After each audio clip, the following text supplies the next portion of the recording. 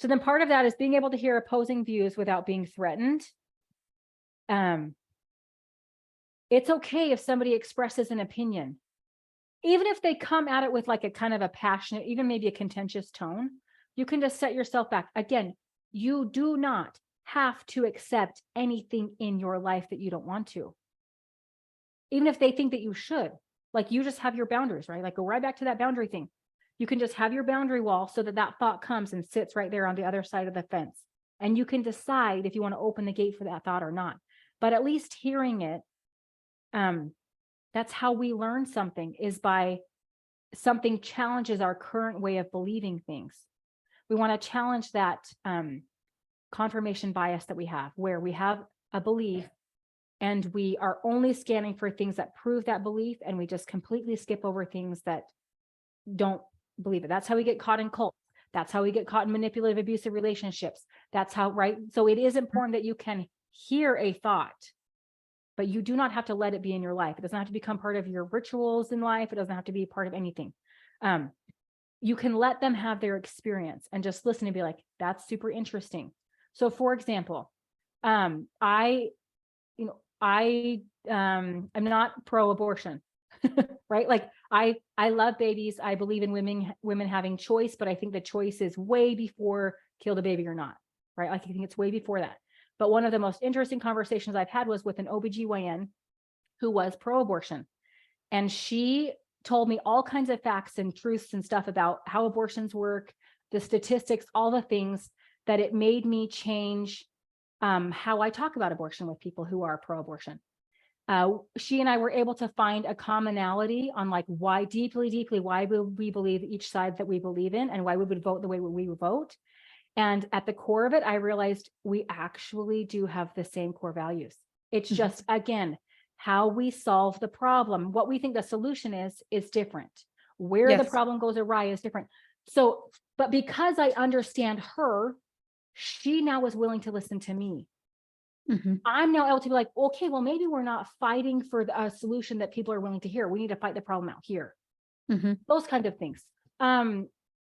Religious beliefs. I love having conversations with people who are not from my same religion, because I'm like, oh my gosh, I never thought of it that way. And that actually, yeah, I think I actually do love that. One of my favorite things is, so my mom took lessons from the Jehovah's Witnesses. And one of the things that they're like, they diminish holidays. And, you know, she and I both like the idea of like, well, yeah, let's just be nice to people every day. Why do we have to have like the day that I'm the princess? Right? So for somebody who loves their birthdays, they love to be the princess on that day, they might not want that idea, but just the idea of like, well, I'm just going to be nice every day. Like, I'm nice every day. People are nice to me every day. So just kind of like, why do we have to sabotage our budgets? And, you know, totally like, I shouldn't get a ticket because it's my birthday. Like that kind of attitude. We like, that was something from the Jehovah's Witnesses that we were like, yeah, that's something I want to like think about some more and see what pieces and parts I want it to be in my life. And right, like it was just something simple. And now I think it's simplified our lives, and it's kind of fun to think about, like, why do I celebrate the holiday that way? So that was kind of fun.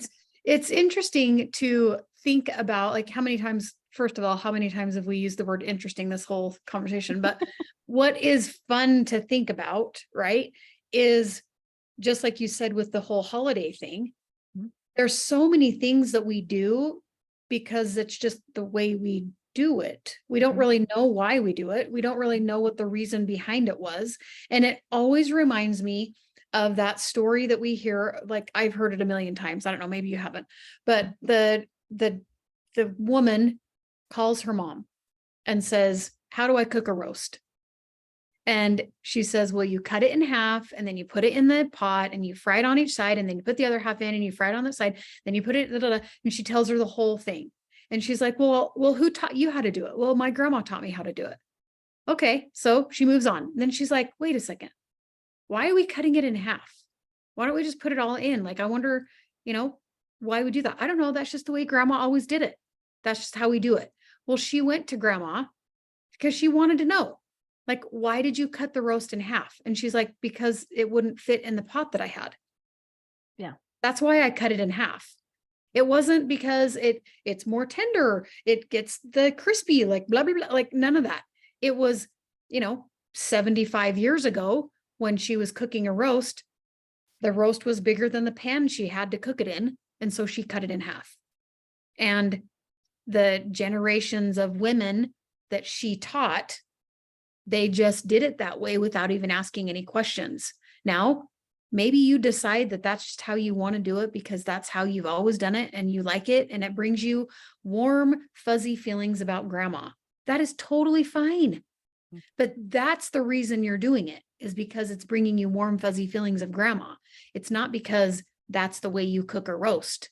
Yeah. Right? Yeah. So if you decide that you want to diminish the holiday celebration, what's the reason for it? Yeah. That's what the question is. Well, the reason for me to do it might be different than the reasons for you, and they're both fine. It's just really good for you to think about your reasons for doing things. Not that it's wrong, not that you have to change it, not that you're not doing it the right way and that there's some rule or manual that we all have to follow and blah, blah, blah. Like, that isn't the reason. But the reason that I do a lot of things in my life is because it brings me thoughts of my mom. It brings memories and thoughts and feelings of my mom.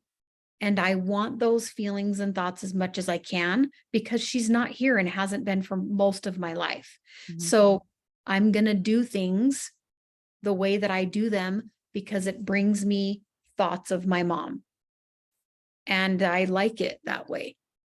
But someone else, maybe their moms are around and they don't really want to do it that way because they can just call their mom on the phone and ask her, right? Yeah. I can't do that. So that's what we're inviting you to think about, is the reasons that we do things. The reasons we do the things we do are going to make you more interesting just by you asking those questions. Yes. And think about all the people in the history of the world that important things were changed and improved because somebody asked, well, why are we doing it that way? Why are we doing it that way? Yeah. So when we lived in Birmingham, Alabama, my kids were the only white kids at school. And it was fun for them to have that experience because the cultures are very different. But they got to be the person to see, like, clearly this person has a question about me, but they're too scared to ask me the question. But I'm totally willing to answer it. Like why I wear the clothes I wear, my shoe choice, my hair choice, like what it's like to do my hair, like all those things. Like, it's not a big deal for you to ask me that question. In fact, it was fun to be like it was fun. It was fun to see, like, to be the different one and realize you don't feel that different. When I was in Argentina, I got that too. You know, people would talk to me really loud, really slow. And I'm like, I'm not dumb or deaf. I just need slow is good. I liked slow. But it's not that I'm dumb. It's just that Spanish is new to me. I'm actually very fluent and intelligent in my own language. Yeah, right. So just those kinds of things. Just like through all of history, like, why don't we talk to Black people? Why don't we talk to white people? Why don't we hire the Irish? Why can't women vote? Like all those kinds of things. So you just got to think it, like, do not isolate yourself in a certain kinds of thoughts. Again, you get to pick what thoughts, what ideas, what cultures do I want in my life. Forever I didn't learn about the Jewish culture because I'm Christian. But there's actually, like, Hanukkah. I love Hanukkah. I think it's one of my favorite things ever. That story about the lights continually burning, like, that's something I want as part of my Christmas season. Just the idea that God is with us. So there's all kinds of things that when you learn and when you practice and when you get to know people, it's beautiful. There's so many good ways of living and thinking and doing. And here's another thing that I love. When you learn about different things, they start to come to pieces. Like, how often when you studied, like, something in the scriptures and then you listened to something on the podcast and you had a conversation with your kid, did it click? Right? Like, what's some fun examples? Like, what did bike riding have to do with what I learned in Esther? Right? But because you're learning to have a conversation, it clicks. Yep. Right? Yeah. I love it when that happens. Yeah. Or, or like something you learned about boats gives you insight into how to run your business. Your business is like not boats. Right? Yeah. And I think about I mean, I've had lots and lots of conversations with women with my job, right? So I've heard all the things. I know all the things about all the people in their deepest, darkest moments, right? They come to the salon and they sit in the chair and they tell me all the things. And so many times people would be struggling so much very, very privately. And because they have so much judgment about why they're in the situation that they're in, right? Well, if you talk about it, there are other people that have options, that have perspectives, that have, maybe different ideas to help you get out of the situation you're in. And I'm thinking of two right off the top of my head, where a woman was in a situation that was it was a financial situation that they had found themselves in. It wasn't something that they did to themselves. It wasn't out of their own choices. Job losses happen, layoffs happen, restructuring in companies happen, and you find yourself without a job, right? But she had so much judgment of herself for just all the things, right? That I was like, well, I'm not sure how you could have known that was going to happen. And I'm not sure how you could have made sure that like, you wouldn't have known any of this stuff. Like, you don't know it until it happens, right? Well, I should have this and I should have that. Well, it's really easy to say you should have when you can see it clearly now, when you're in the thing and you can see it, right? Yeah. And then I was like encouraging her to reach out and ask people for help, reach out, to this resource or that resource or whatever. And she just had so much judgment on herself that she wouldn't do it. And it made them stay in their bad, quote unquote, financial situation for longer because they were trying to be private about it. They were trying to do it all themselves. They didn't want to burden other people. They didn't want other people's judgments or whatever it was, right? And so it actually made them suffer longer. Yeah. And then another situation that I'm thinking of is a woman had a diagnosis that was kind of, I don't know, societal, like people have lots of things to say about it, about this diagnosis. And so for a little bit, she had to like get her mind wrapped around it herself. And then she's a Christian. She prays. She does go to the temple. She like all the things. So she was doing all of those things, like asking for help from her higher power. What do I do? Where do I go for help? And the thought came to her, if you don't open your mouth, you won't get help. And so she was like, oh my gosh, that's so scary for me.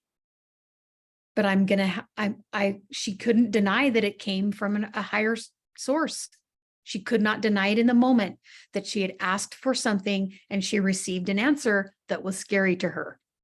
But she decided to open her mouth. And she will tell you that is what's changed her life.